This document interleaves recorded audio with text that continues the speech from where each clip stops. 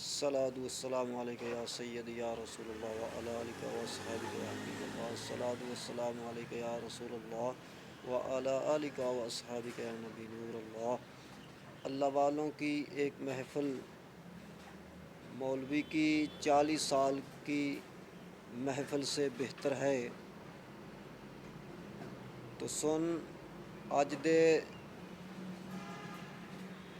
मौलवियों की कहानी और असली अल्लाह वालों की पहचान पैदा कर।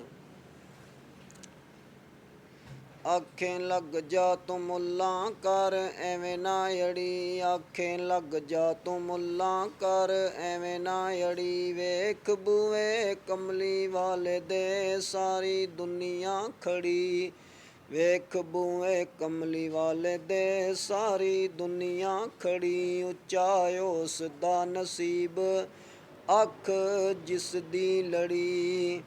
एक दिन चेले शैतान दे कहन लगे हज़रत आदम दी गल सुनाओ सानू। एक दिन चेले शैतान दे कहन लगे हज़रत आदम दी गल सुनाओ सानू।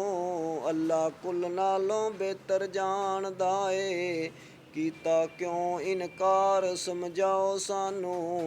हस पिया ते शैतान कहन लगा अज मैं साफ साफ दस देवांगा मुल्ला।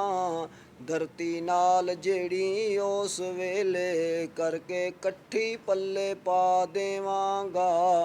मैं ते नहीं सा जानदा इनकार करना, ए ते मुल्लां दियां मेहरबानियां ने। मैं ते नहीं सा जानदा इनकार करना, ए ते मुल्लां दियां मेहरबानियां ने।